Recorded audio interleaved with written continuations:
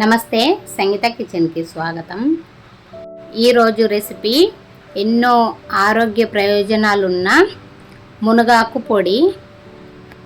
రోజు మనం అన్నం తినేటప్పుడు మొదటి 2 ముద్దలకి ఈ మునగాకు పొడి వేసుకొని 1 టీ స్పూన్ అంత నెయ్యి వేసుకొని వేడివేడి అన్నంతో తింటే చాలా ఆరోగ్య ప్రయోజనాలు ఉన్నాయి. ఈ మునగాకు పొడి తింటే షుగర్, బీపీ కంట్రోల్లో ఉంటుంది. ఎముకలు గట్టిపడతాయి, స్కిన్ ఎలర్జీస్ తగ్గిపోతాయి, ఇమ్యూనిటీ పవర్ బాగా పెరుగుతుంది, ఎక్స్ట్రా కొలెస్ట్రాల్ ఏమైనా ఉంటే కరిగిపోతుంది. ఇలా చెప్పుకుంటూ పోతే చాలా ఉన్నాయి. ముందుగా 100 గ్రాముల మునగాకు తీసుకున్నాను నేను. ఇది కాడలన్నీ తీసేసి ఆకు మాత్రమే 100 గ్రాములు ఉంది. దీన్ని మంచిగా శుభ్రం చేసుకొని తీసుకున్నాను నేను. ఇప్పుడు దీన్ని ఒక స్ట్రైనర్లో వేసి బాగా కడగాలి. పైన మట్టి లాంటిది ఏదైనా ఉంటే పోతుంది. 1-2 సార్లు బాగా కడిగిన తర్వాత ఇలాగే నేను స్ట్రైనర్లో పక్కన పెట్టేసుకున్నాను. ఎక్స్ట్రా వాటర్ అంతా కిందికి దిగిపోతుందని. నీళ్ళన్నీ వడిచిపోయిన తర్వాత ఫ్యాన్ కింద గాలికి ఒక కాటన్ క్లాత్ వేసుకొని ఈ ఆకునంతా ఆరబెట్టుకోవాలి.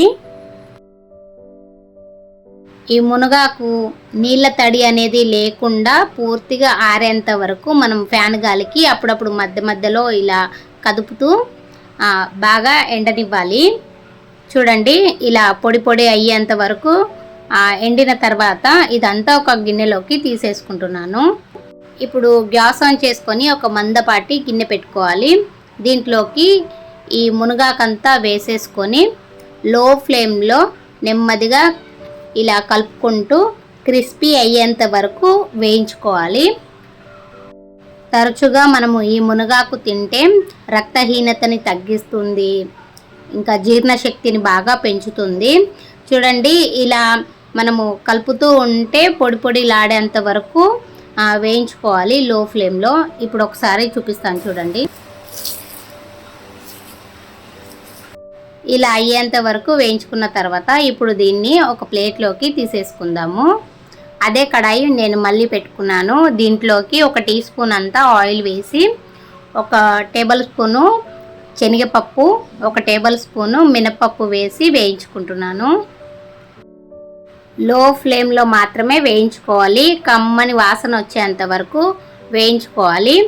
ఇప్పుడు దీంట్లోకి 2 టేబుల్ స్పూన్ల పల్లీలు వేసుకుందాము.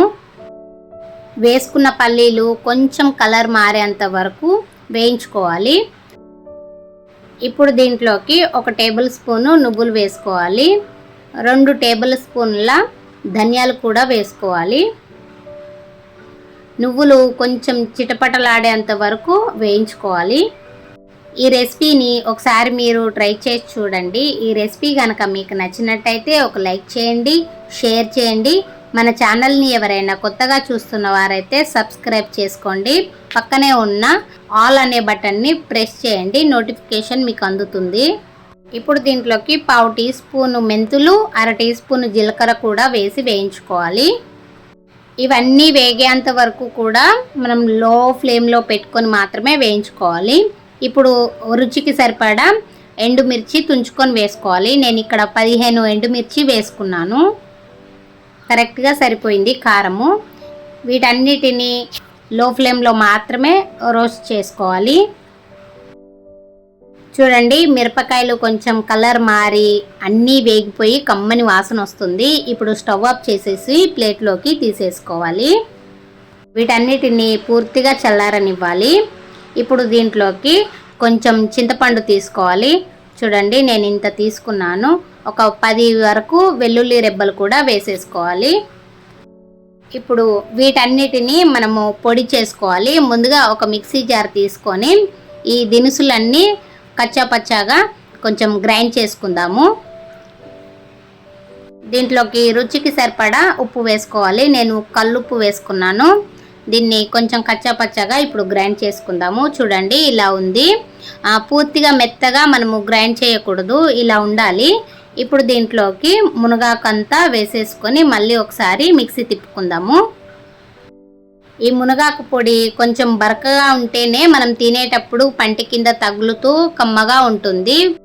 మునగాకు పొడి రెడీ అయిపోయింది. వేడివేడి అన్నంలో 1 టీ స్పూన్ వేసుకొని తింటే చాలా బాగుంటుంది. Thanks for watching video.